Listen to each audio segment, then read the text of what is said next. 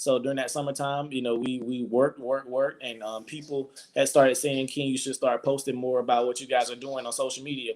So I started posting, here and there on Twitter, Instagram, Facebook, and finally, we got some attention. Some people started sharing us on Twitter, and they asked us to make a GoFundMe account because I had always told the boys that I wanted to open them a school one day. I never knew how we was gonna do it, but we was gonna have some big boy faith and make it happen. So fast forward, we started raising money within the first week of our GoFundMe being up. We raised about $20,000, and then we kept raising money after that. And we had found this one building that we were looking at. And while we were looking at this building, we made a promotional video about it, et cetera. It needed a lot of work done to it. It wasn't a school building, but we were going to make it into a school. But things fell through with that. It didn't happen for us. So I was kind of at a standstill. Like, there are no other buildings around here that I like. So I reached out to our superintendent of schools and I asked, did they have any old school buildings that they weren't using anymore? And he said that there were 3 buildings up for demolition. So I went and toured one of them. It was 36,000 square feet, 25 classrooms, 11 acres, cafeteria, library, the whole nine. And so we got into negotiations about this building because it's on the side of town where we serve the most children. On the east side of town where there's the most poverty, on the east side of town where we serve the most children, and where those children need us the most. So we worked out a deal with them, and right now we're still working out logistics with our local school system because they'll actually be helping us. They'll be helping us with our school. They'll be helping us feed the children. They'll be helping us with school buses. They're going to actually help us with resources, for our school because our school board is majority Black, and we have 2 white people on our board, but everybody's in support of our mission, and so for them to want to help put resources behind what we're doing, takes a big load off of us, and it still makes sure that there's really almost no expenses for our boys because we want to make sure the school is free for our youth. So that's kind of where we are with that, and now we at a point where we have our building, and I also just purchased 40 acres of land in the city of Albany for the boys. They'll be doing wilderness training. We'll be teaching them how to grow their own food. We're planning to put a small fresh food market out there because on the south side of town there is a food desert. There are no grocery stores on that side of town, and that side of town is pretty poor as well. So we want to make sure we're feeding our community. We're gonna put some cattle out there. We're gonna have our own chickens and stuff, giving fresh eggs and fresh food that we're growing ourselves, and in season. So, but that's kind of an idea of who I am and what the Extra Boys is all about.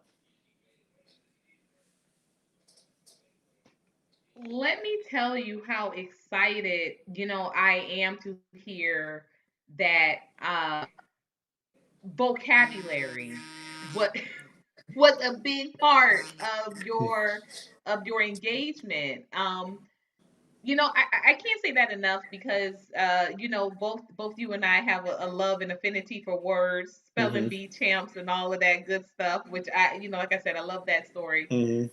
But this is something that I'm also noticing because I've worked with youth for many years, and I have a now 14-year-old. As of Saturday, 14, and a 12-year-old. I have a diamond and a son, and the way like the youth speak to each other, it's like their own language in general.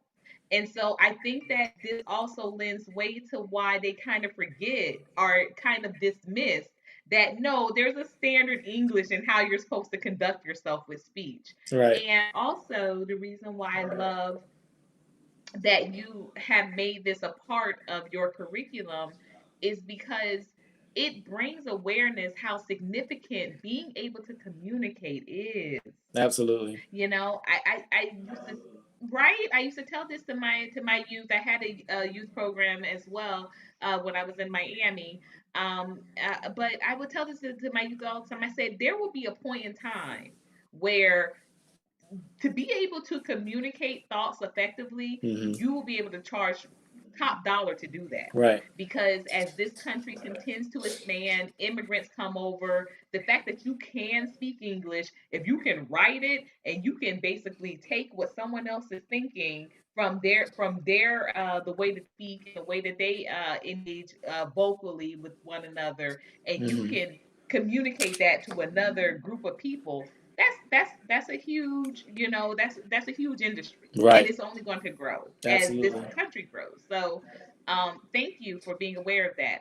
Now I also want to say too something that has always on my heart when we have type of discussions, especially for youth. Um, the real need, King Randall, for men to be doing this.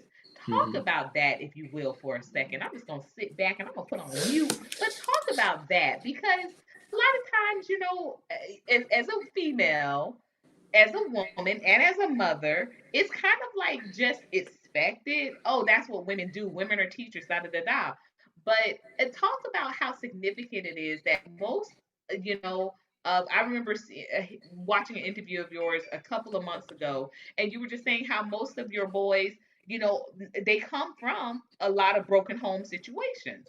So you may be the only male figure that is doing something like this, that's not trying to sleep with their mom, that's not Mhm. trying to get them to hustle, product. I'm gonna use my colorful language here, but Mhm. I'm not going to sit back and listen. I want to sit back and listen to that. I want to be a student, and speak about the significance of this, if you wouldn't Right. mind.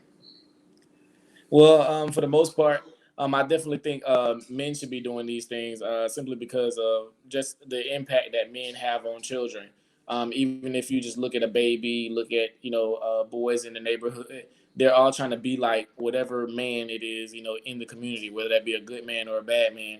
It's even like my son. He wants to wear his hat like I wear mine, or he wants to grab my keys and put them around his neck like I wear my keys. Just or he wants to walk like I walk, or say things that I say. Just children do that, and so even with me at up until I was in the fourth grade, my mom was single. But when the first man that came around, I wanted to be just like him.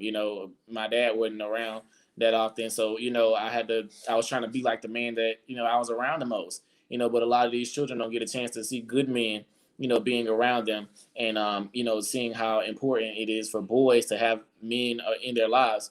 And so I had men in my lives. I had my former stepfather, and my neighbor that stayed behind us, and one of my neighbors down the street, and the guy across the street.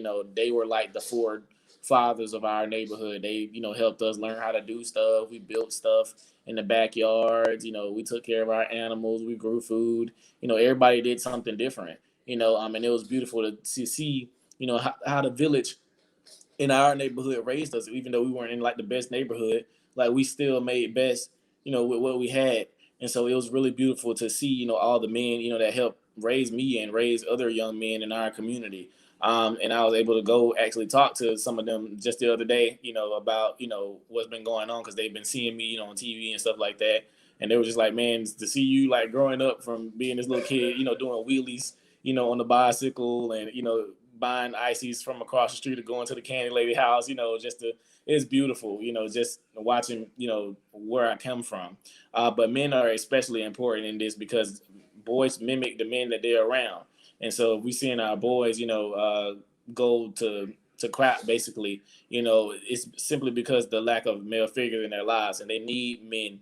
Even with the boys that are around me, my younger brother, they try to mimic me, and I have to watch myself all the time because I start noticing them, copying a lot of the things that I do. So if I notice that my little brother is doing something and I notice that I do the same thing, I'm like, oh snap, I gotta stop that because he's doing it. I'm just like, I wasn't noticing, my wrong until I paid attention to it in somebody else, who's trying to mimic me. And a lot of these children want to mimic me because they see me being there possible in their lives, because these children don't get to see possible a lot. Everything's always impossible, or somebody's always telling them something's impossible. So, for me being young and at one point a teenager with them, actually showing them, the possible, actually being the possible for them, it's beautiful for me to see. So definitely, I'll say, yeah, I bear witness to how important it is to having, men do these things in the community, because I believe every man should be responsible for some children that are not his.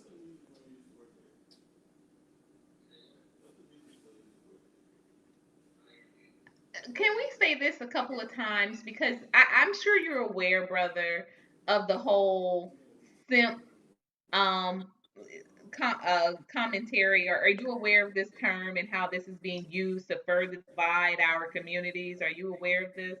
Yeah, I get the terminology, yeah, or whatever, but yeah, I get the terminology.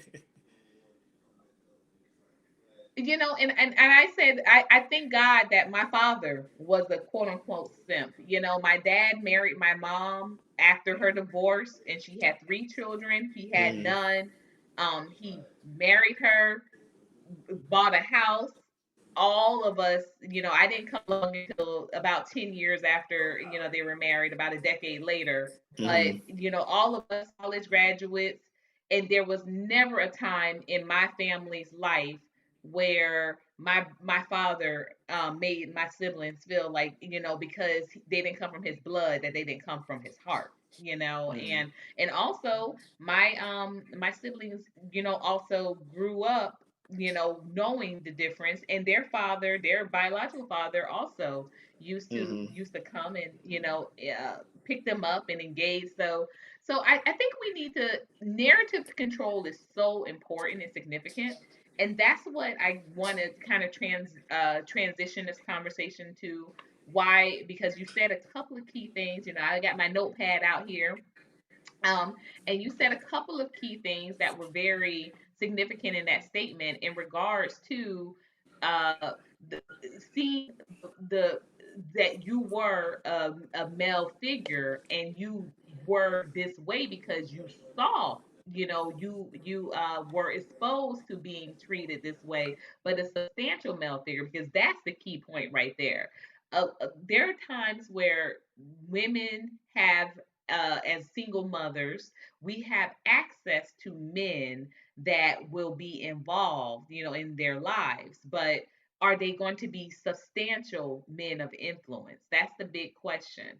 So let me ask you this. Did you realize how special the engagement with your stepfather was? I think you said fourth grade was when your mother married your stepfather. Did you realize how special that was when you first met him? And like I said, we're transitioning the conversation to talk about how significant it is to control that narrative of quality man, substantial man. But did you realize how